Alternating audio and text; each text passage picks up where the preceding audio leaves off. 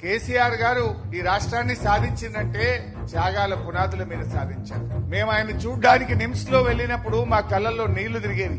డాక్టర్లు మమ్మల్ని పిలిచి ఏమన్నా జరిగితే మమ్మల్ని తప్పు పట్టుకోవద్దు, ఆయన చివరి దశలో ఉన్నాడు, మీరు ఆయనని కన్విన్స్ చేసుకోండి అని డాక్టర్లు కుటుంబ సభ్యుల్ని పిలిచి చెప్తే మా కళ్ళల్లో నీళ్లు తిరుగుతున్నాయి. కానీ ఆయన దగ్గరికి వెళ్లినప్పుడు మాత్రం అదే మొండి ధైర్యం.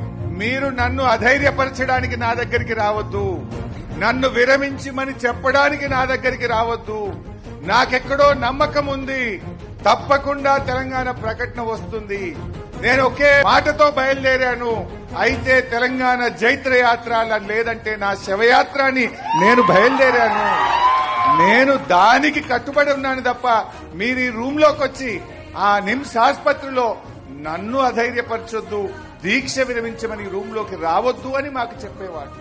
అదే ఆయన మొండి ధైర్యం, అదే పట్టుదల ఇవాళ తెలంగాణ రాష్ట్రాన్ని తెచ్చిపెట్టి ఇలా కేసీఆర్ ఒక నాయకుడిగే కాదు, ఒక ఉద్యమకారుడే కాదు, తెలంగాణలకు పాలన చేత కాదు, తెలంగాణ వస్తే నక్సలైట్ల రాజ్యం అవుతుంది, తెలంగాణ వాళ్లకు పరిపాలన రానే రాదు అని మాట్లాడితే దేశమే అబ్బురపడే విధంగా, దేశమే ముక్కు మీద వేలేసుకొని తెలంగాణ ఆచరిస్తది, భారతదేశం అనుసరిస్తది అన్నంత గొప్పగా ఈ రాష్ట్రాన్ని నడిపి చూపిన నాయకుడు కేసీఆర్.